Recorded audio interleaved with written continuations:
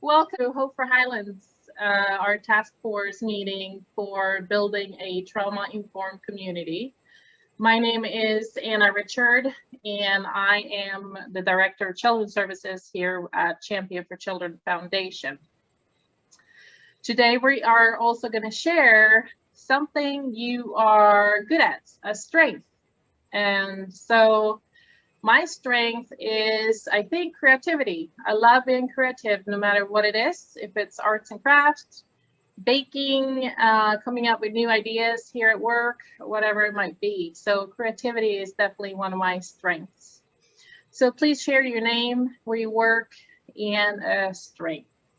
So let's see, let's go with Chris and Dana. How about you guys go first today?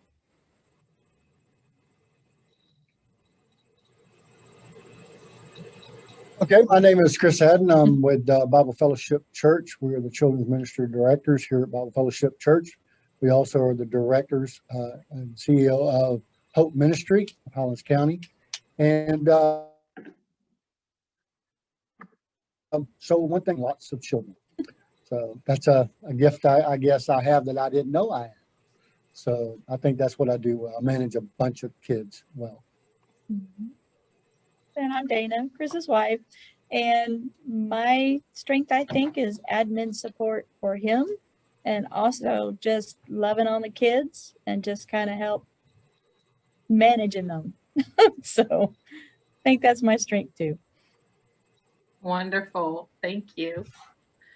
Hannah Blocker. Hi, my name is Hannah Blocker, and I work for Champion for Children as their Children's Services Specialist. And something I really enjoy and would like to think I'm good at the same time is just decorating and interior design and things like that are super fun. Awesome. Paint and just all of that. So, yeah. Yeah, so you're creative too. Love it. All right, we have Sally with us today. Sally, this is your first meeting, but it is our third meeting, so welcome. Thank you, Anna.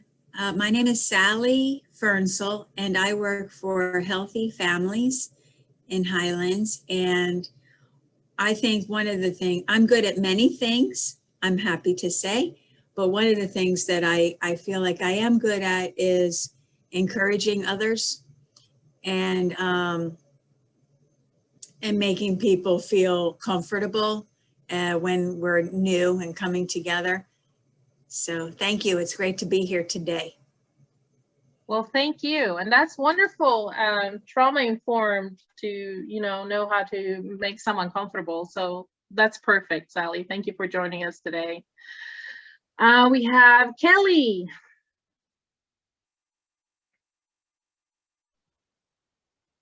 Hi guys, I am Kelly Dressel. I am the Executive Director for the Children's Museum of the Highlands here in downtown Sebring.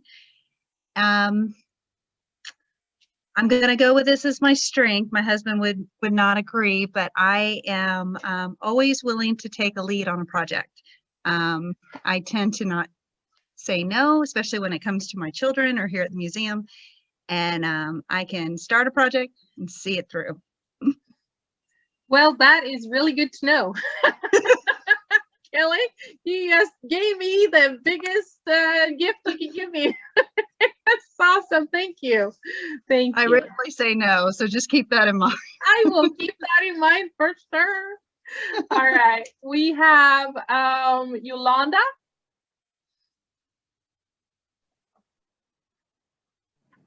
Okay, let me get off of mute. Good morning. Good morning. I'm Yolanda Baker, the Adoption Program Manager with Heartland for Children. And one of my strengths is great computer skills and technology. A lot of patience that I have when I teach others. I'm very patient with them as well. So yes, that's one of my strengths. That's awesome, because I'm definitely not a patient person. Not really. So wow, that's amazing. All right. Thank you. We have Sarah Beth.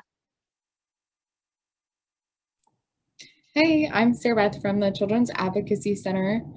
And I think one of my strengths is just being able to stay calm. I guess that's something a couple people have told me recently, which I didn't quite think about myself. So maybe I'm just around people who don't stay calm and I'm calm for them. I don't know, but That's wonderful. it's something people.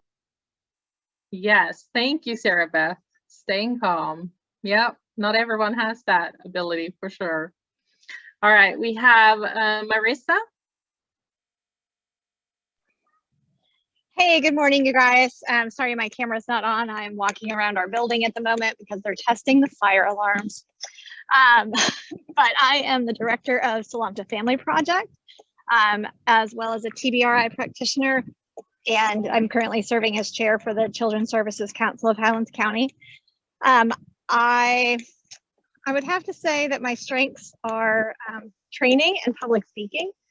At least that's what I've been told recently, so I'm going to go with that. Those are amazing strengths as well. Yes, public speaking is not easy, I'll tell you that. Good. Thank you for joining us today. We have Andrea from Peace River with us. You are muted, Andrea. Can you unmute yourself? Okay, can you hear me now? Yes. Good morning. Good morning. My name is Andrea Fennell, and I am a client advocate with Peace River Center, domestic violence shelter here in Highlands County. And my strength for sure is helping others, getting them to where they need to get to, as in the children and the moms, getting them into the apartment or getting back home to family. That's my strength. Giving back. Yes, absolutely. I agree with you. You do such wonderful work. Thank you for joining us today. And then we have Elizabeth, Liz Fisher. Hey, good morning. Can you hear me?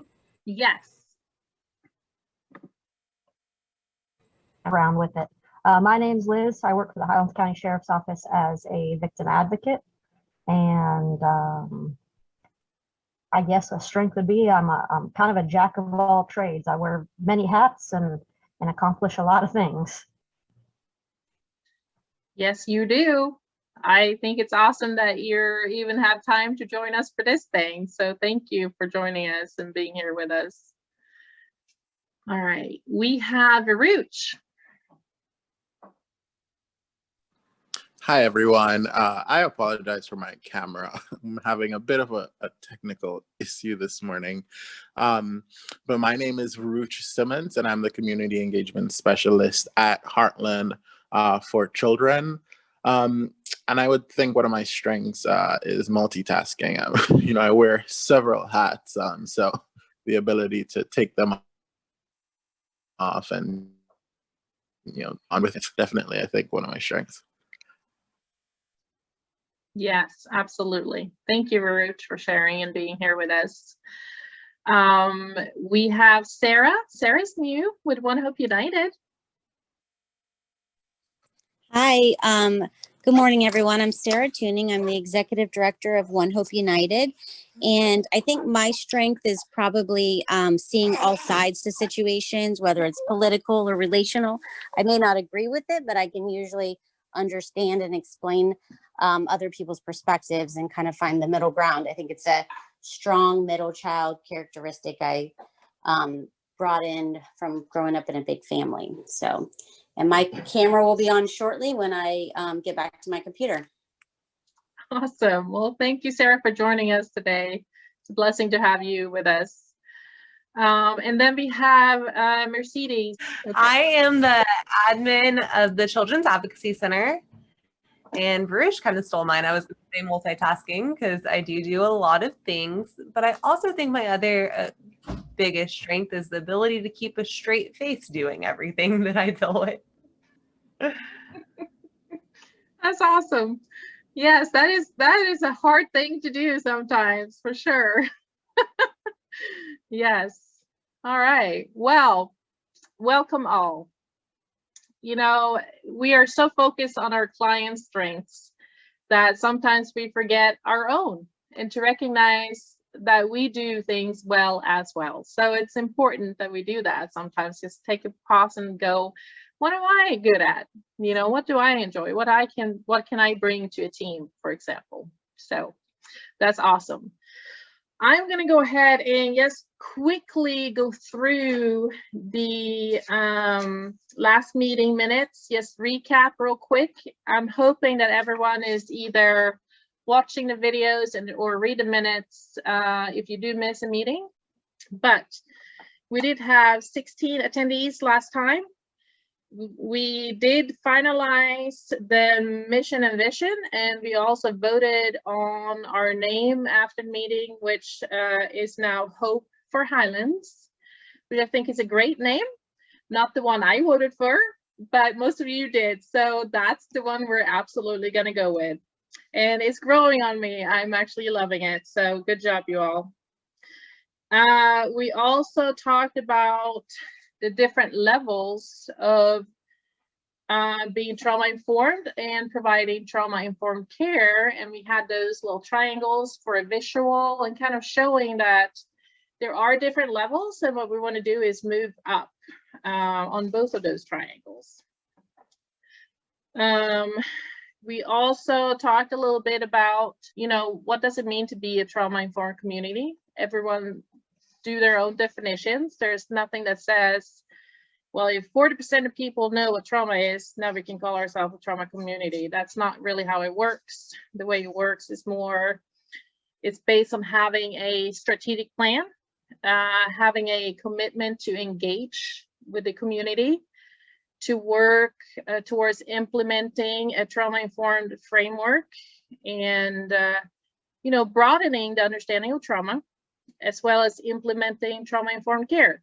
So it's really more of a process, and as we move along, we are going to grow. We're going to implement more ideas.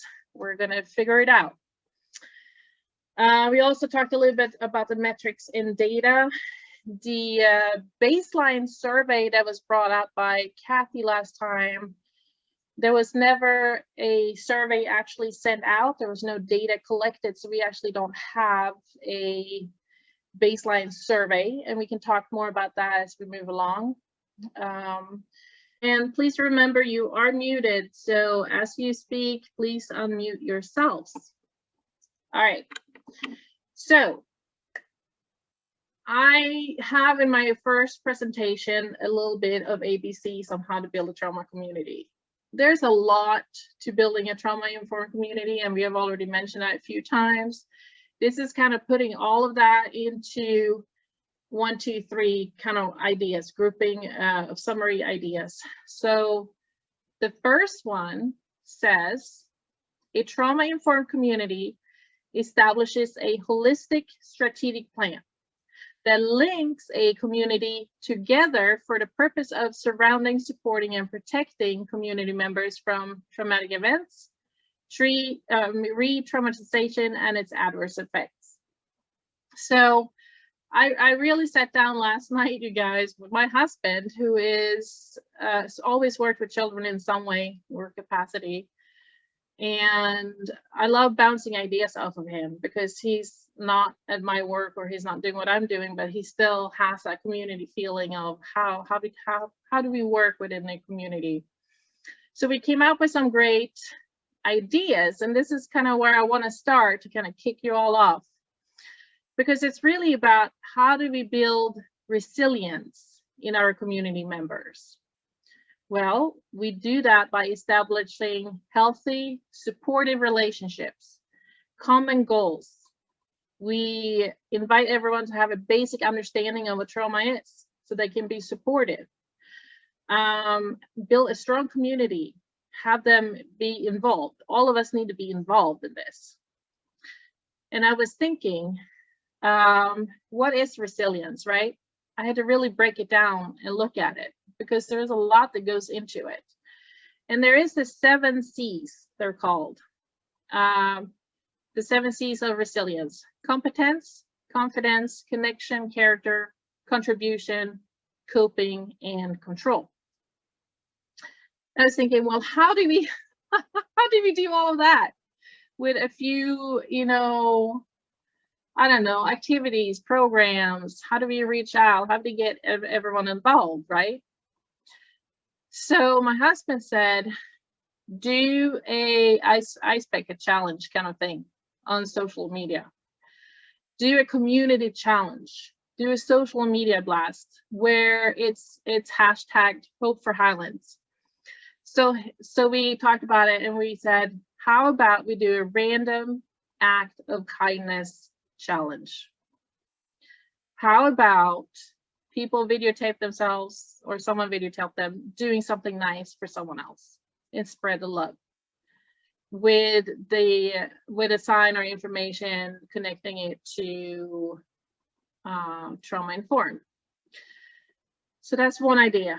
So this is what I want to do to guide you guys. I want you guys to just open up and start a discussion about this. What would that look like? Would that spread awareness? Would that spread information? Would that surround, support, and help connect community members? Build relationships, instill basic understanding, all of that. Would that be something that we can start with or include? So I'm going to open up the floor, you guys, and you just unmute yourself and start talking, because this is about you guys stepping up now and bring your strengths to the floor today and just go for it. I think it can certainly pique curiosity, right? It can get people talking. I think one of the things that might be important as, the social media side of things starts to kick off is to also have that be concurrent, maybe with some press releases about the formation of Hope for Highlands, so people understand a little bit more what it is and kind of have this engagement piece happening along with kind of the informative piece, so that it's a both and it doesn't become something that we didn't intend for it to become. Yes, absolutely. I do feel we should absolutely make it press involved, media involved.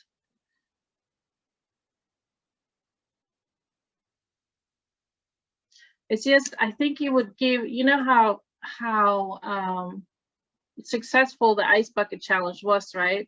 Because it was fun. It was fun. It was simple. Everyone could do it. It didn't take much. People love social media. They love making little videos, putting their own face on there. If we can do that for Highlands County in building it into trauma awareness, I think we can do great things with it. You asked us to think outside of the box. Yes. And, and I was kind of had some questions that came up in my mind at first, like, what do I know? When did I first hear about trauma informed and what that meant, and it wasn't all that long ago, and what do I know? And then I think all the community and how to address them, how to get them involved, and do they even know how this touches them, or what they can bring to the table? What do they have to share? And all the where I go, in my church, for example, I would venture to guess that if people are sort of like me, and there's a lot of more older folks there. However, to hear that word trauma informed is still kind of new, and for some circles, and I think that if I could, or am I coming through okay, Anna? Yes, you're breaking up a little bit, but you're doing fine.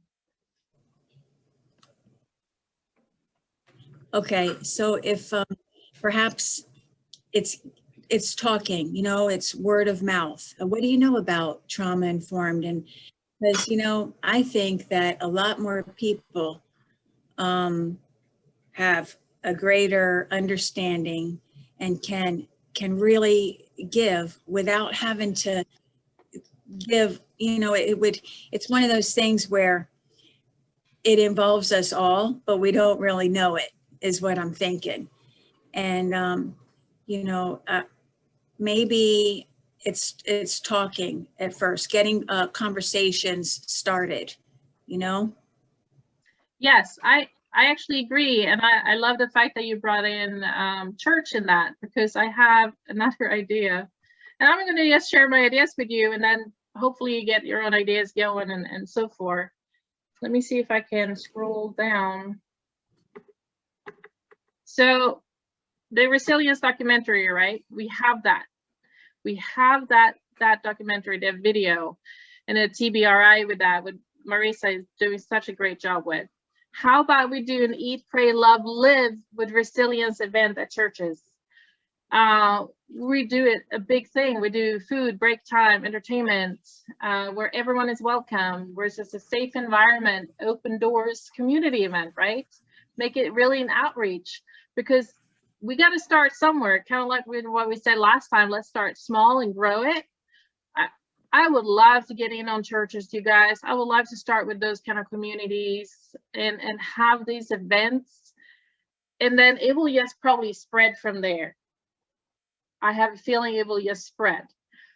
So that could be one thing that we kind of start focusing on, is those kind of events. I don't know. You guys tell me. This is Varuch. I was wondering if, like when we think of like a community, if it would be beneficial to, sort of look at it in terms of like market segments. So like looking at it as like, what are the vulnerable population, or the most vulnerable populations like within the community as it pertains to trauma. And then, looking for various interventions that, are within our means, and then designing a project targeted to, those audiences. So for instance, like as you were messaging with the churches, like resilience is also, a great tool for that target audience, and that face-to-face dialogue really pushes that, further on. Like that conversation further down. Whereas for a different demographic, it may be, hosting sort of like virtual town hall in this day and age meetings, where we address issues that are trauma related, but we aren't saying, come and have a conversation about trauma. So what I'm really just thinking of is building out whatever, this ends up turning into, focusing on those populations that are most at risk, and then working our way up the needs pyramid, I guess, in a sense, from there.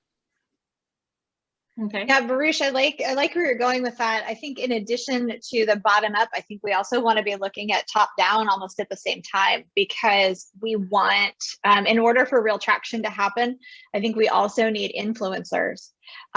So, those who are serving those populations, those who have accountability for the wellness populations, I think also. So maybe looking at a bottom up and a top down. Yeah, good point. Yes, absolutely. I agree with both of you. Anyone else? I also will say this, if we're going to target churches, I think that's a great place to start, because I think that can all meet some of the bottom up and the top down at the same time, because I know that we have several local churches who are doing outreach in the more vulnerable populations. And I think a lot about like our teen center and the different churches that are involved in that, and different programs like that, where we have people who are influencers, like from the top down, but then also are reaching out directly to those bottom up populations, I guess. Those people who are experiencing a lot of trauma. So I think that's a very unique place to start, just because you're kind of meeting both ends of the spectrum at the same time. Absolutely. So- And yes, go ahead. So I would say also in that, I mean, that's kind of where we're at in the field. We go to different venues and with our organization, that's kind of what we target, individual communities. But I think the first thing we have to educate, number one, we got to educate ourselves. okay, as a group, so that the message that we carry out is consistent. Okay, so I haven't seen that yet, because I'm not real sure. Okay, what trauma are you talking about? Are we talking about sex trafficking, child trafficking? Are we talking about abuse with parental abuse? Are we talking spousal abuse? Because all of these things factor into trauma. So Yes. we have to, okay, we're going to target this area. Well, this area, how are we going to target? What's going to be the message? And what audience is that going to be? Because I mean, we are geared more for children. Okay. So you got to have a platform and a message for that group. But when you go over to this other group, that message has got to look a little bit different, because you got to be sensitive. You also got your message got to be sensitive to those who may be suffering, but also educate them, just like we do with the gospel. When we go out, we just don't slam everything and say, okay, here's everything on the table. We slowly drip educate them. And that's what we continue to do. So you got to have that, almost that drip to educate them, to bring them up to where you're at in your knowledge. And that's what we're trying to do, is to bring awareness. But first, we've all got to be on the same page of what our development is and what our knowledge of the trauma and the message that we're going to be sending, and then bring them up to our level. So in every one of those groups, everywhere you go, it's going to look a little different, because the age group, if you're going to be going to high schools, or you're going to be holding events for the high schoolers, for the young adults, for older groups or married couples, and all of these different things, you have different groups that you're going to have to figure out how you're going to manage each group. So there's a lot of things in there. You just don't blast everybody with the same message. So just a thought. Yeah, absolutely. And thank you, Chris. I agree with you, because trauma is not just a one thing. it includes so many things. Yes, as I listed, if you saw the video or my presentation, all of those events can cause trauma, right? So trauma is not just a one thing deal. It's personal, right? It's individual. And then we go all the way to community trauma. As a community, we can have trauma from, for example, the SunTrust shooting, right? That's a community trauma. So we are talking about lots of different traumas on a lot of different levels. But when you build a trauma-informed community, the first thing you really need to focus on is, like you said, is the awareness. Awareness that trauma exists, because we have people in our community that don't know anything about it. What is trauma? I love having the, being on the same page, doing the message, different groups, different messages for whoever we're talking to. Absolutely. Anything that we do, we have to sit down as a group and figure out the best way of doing it. Absolutely. I fully hearted agree with all of that. So thank you, Chris, for sharing. Chris, I love what you're just saying too, and that this group in particular has to be on the same page, speaking the same language, knowing exactly what direction we're going in. And, I know that there are varying degrees within this group of people who have either seen the film or been exposed to different methodologies or, that sort of thing. And so I might propose that, maybe we, with everyone who's been invited to be a part of this group so far, we really start there. Right. And we do a resilience screening and maybe just a TBRI overview to go along with that sooner rather than later. Yes, I agree. It's almost like I want to make it mandatory, to be quite honest. So Marissa, do you want to take that on, get people signed up for that and figure that out? I would be happy to, to get that scheduled and to make that happen sooner rather than later. I think we need to decide whether that's something that we can do in person or if it has to be virtual. Yeah, and I think we had the opportunity to do virtual, right? I think was it Varuch that reached out and said we could do it, or who was that? Yeah. Yeah, we can do it virtual. I did one virtually like 2 weeks ago. So yeah, definitely. Well, for the resilience part, I don't want to speak for Marissa with regards to the TBRI. TBRI can totally be done virtual. That's easy. So as long as we have the rights to screen the film, but I believe there has to be registration, right, Varuch, in order to do the film. It can't just be like wide open. Yeah, so how we've done it previously, like let's say for instance, it's a closed group. So it would be closed to the members of this group. So it won't be something that we, advertise on Facebook, for instance. But if it's closed off to the members of this group, I'll have, access to that mailing list. Therefore, we won't need necessarily a registration process because it's, a closed group. Right. Perfect. So we really just need to come up with, a date and time. And how long would that take? So we all have an idea, Marissa. The film takes an hour and a half. I mean, I think 3 hours. We could probably do the TBRI overview in a 3-hour window. That would get us where we need to be, at least to get everybody on the same page. We could do it daytime, evening, whatever could work best for the group. I do realize that a 3-hour chunk is a considerable amount of time, but I think it'll be worth it as well. Just keeping in mind that the film itself will take about 90 minutes. It's not a 90-minute film, but we break it up a little bit, and then the TBRI overview will take a good hour. It can't be done in less than that. It wouldn't be good enough. I agree with you.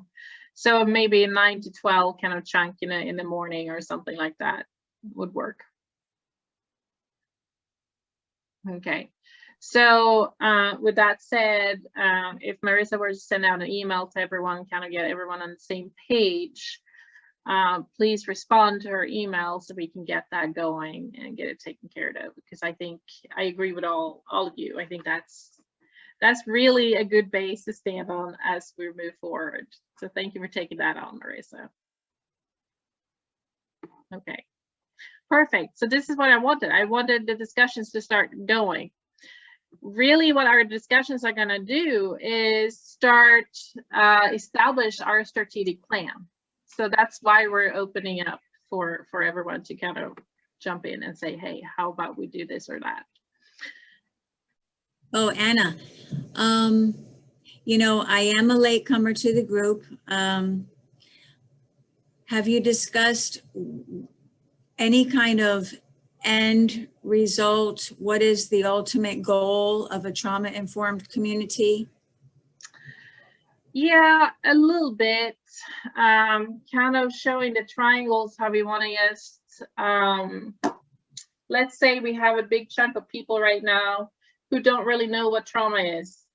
What is being trauma informed, and what is providing trauma informed care. That all goes into building a trauma informed community.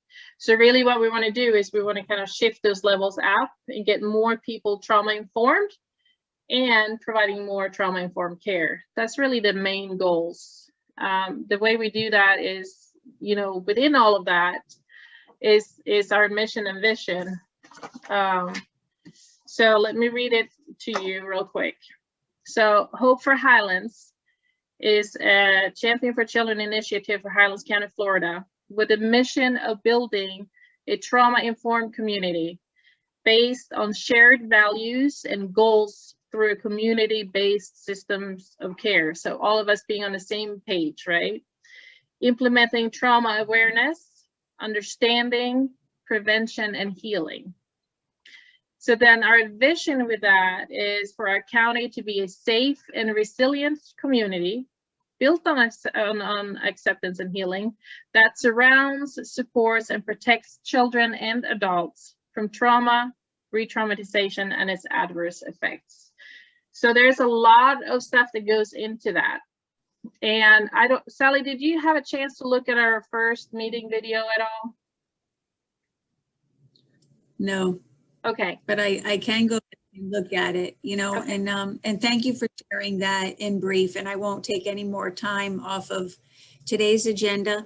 but we're still thinking outside of the box. Yes. We talked about churches. Has somebody mentioned schools? Mm-hmm. Well, you just did. So thank you for mentioning schools. And when you say schools, what are you thinking? What I'm thinking is to have education, to start with educating teachers and having those discussions, because, children have very bright minds, and, it would be good if children knew what trauma-informed meant, Yes, and how do we build their resilience up, right? And I know Marissa is Yes. also very eager to get into the schools with TBRI, for example. I know that the schools have been doing something, and I'm trying to figure it out because I can give you an update. Okay, good. And Varush, you can chime in on this. I believe you were part of that first screening with principals. The schools are taking some great steps right now. We're really excited. There was a resilience screening that took place with school principals in Highlands County. There is another screening that is happening at the end of April that is going to be for school leaders. Varush and I will both be there facilitating that. So we are definitely seeing some really exciting progress as it relates to trauma and trauma-informed educators in our community. We also have some connections to a really strong program out of Jacksonville that is doing incredible work through trauma-informed care called Hope Street. Anna and I have a good working relationship with them. So we have the ability to kind of leverage some of their experience as we continue to move forward. So the steps that are being taken, but it's incremental and one at a time, but we're really encouraged to have the opportunity to continue to present to school leadership. Yes, and I think that's a good place to start. That's kind of from the top to down a little bit, and yes, schools. But then we're talking students, right? How do we get to students? How do we do the actual preventative stuff? How do we get our kids in our community to get resilience and go from there so they're, can get through things in life a lot easier? Yes, all good things, Sally. Thank you for speaking up on that. So any other ideas, you guys, that you're just thinking about? Anyone that hasn't spoken up yet, that is just dying to share?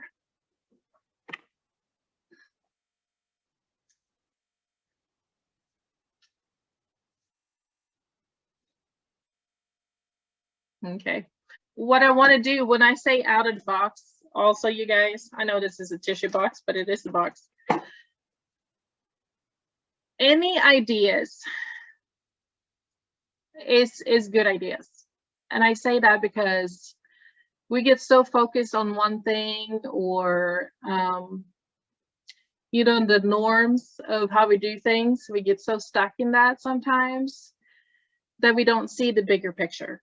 And I really, when it comes to doing a community initiative, we have to be a little bit bigger, as well as focusing on those pieces, which is why I wanted to figure out a box thinking when it comes, how do we involve the community as a whole?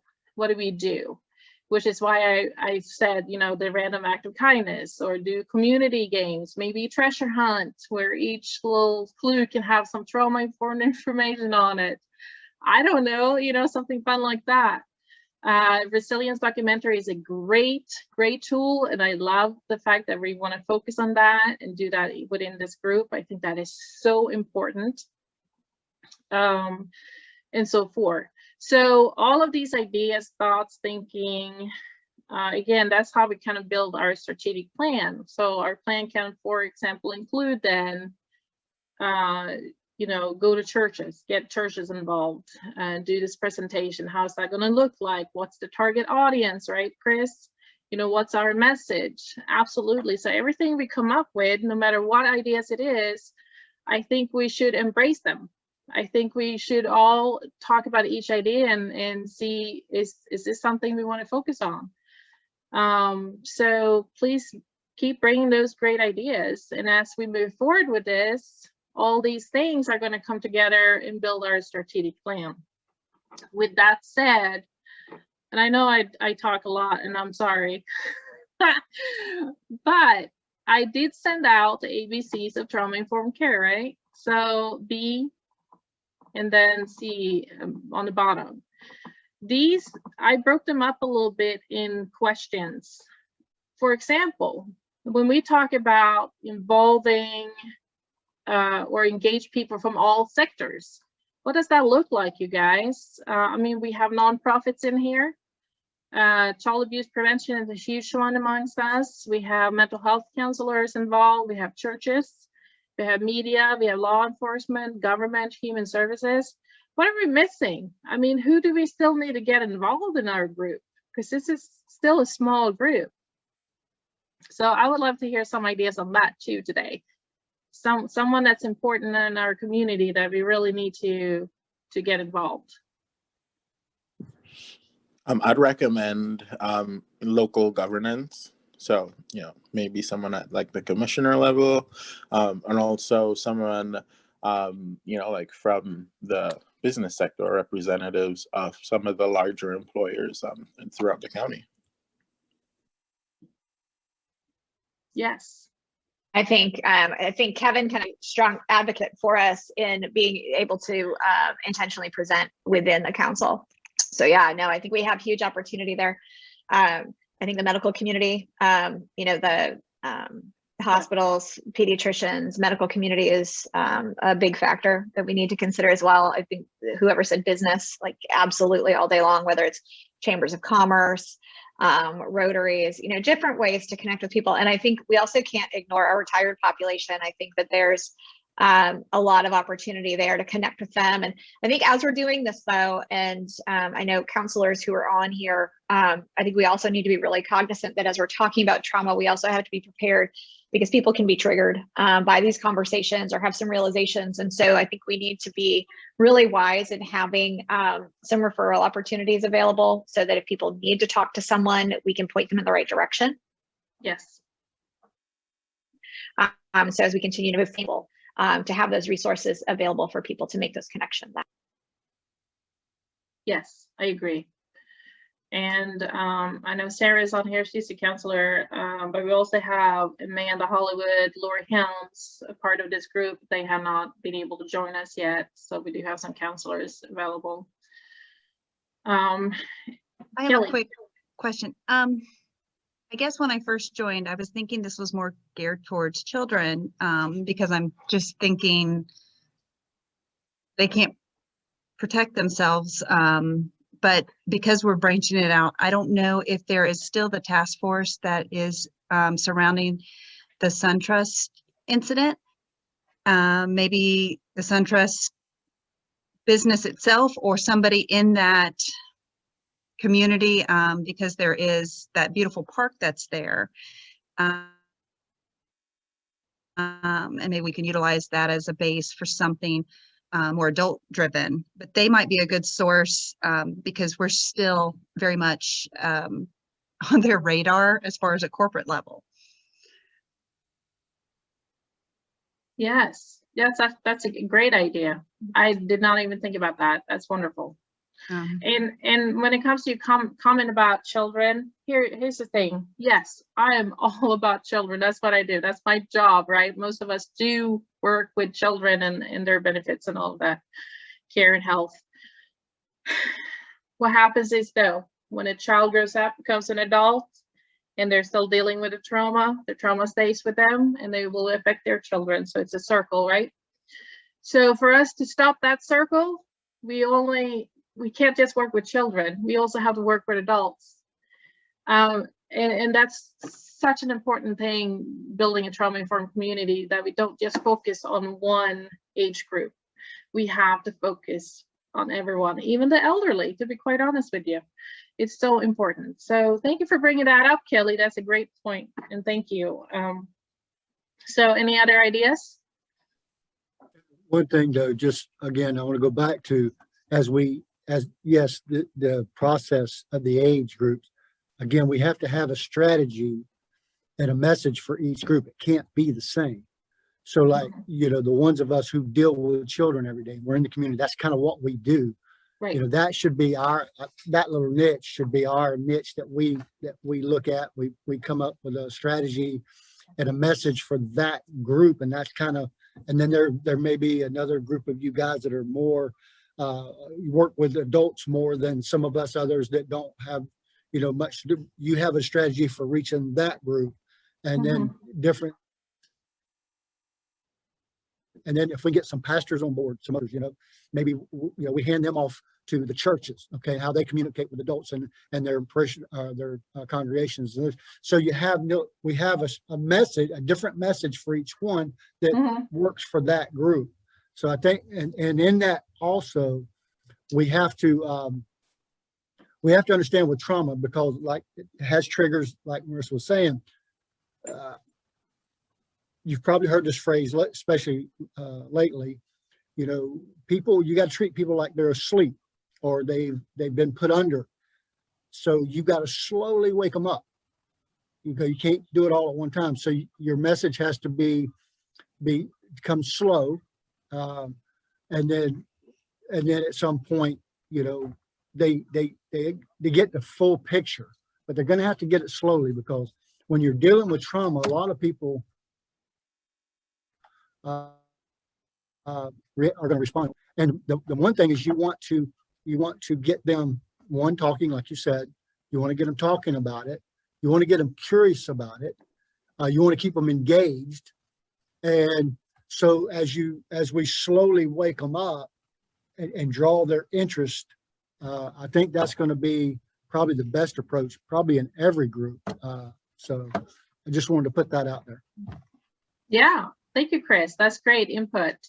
And I agree. I think we probably can break it up a little bit, and maybe as we move forward, we can do so. But it's also on a note with that is, when you deal with children, you also deal with their parents, you deal with their families, you work with them as a unity as well. So it's never going to be just, you know, 10 and under or 11 to 18 or whatever it is. It's going to be the family. It's going to be whoever surrounds that family, neighbors, friends, church community. You know, as a whole, that's what community is, right? It is what it means, the community. It's not just this group or that group. But I do agree with you, absolutely, with the messaging. It has to be a little bit different. Absolutely, I see that. And it's such a great, valuable input, Chris. Thank you so much for bringing that up. So it's definitely something to keep in mind as we move forward and make our strategic plan, is messaging. The fact that was brought up today is wonderful and amazing, and I appreciate it so much. So we only have a couple minutes left. I knew we weren't gonna be even close to being done today. This is something we're gonna continue as we move forward. There's going to be a lot of discussions. So first step sounds like we all need to do the resilience documentary with Marissa. So please, Marissa's going to connect with everyone. Marissa, I'll send you the emails for everyone if you need them. And sign up for that, because if that is what we need to do to move forward, wonderful. Some of us, probably a few, have already seen the resilience. I've probably seen it like 3 times, which is great. I appreciate it every time. It does not hurt to watch it more than once, you guys, because there's a lot to it. So I will happily join that again, as a matter of fact, and I'll get everyone here involved with that as well, all our staff. So any last words from anyone?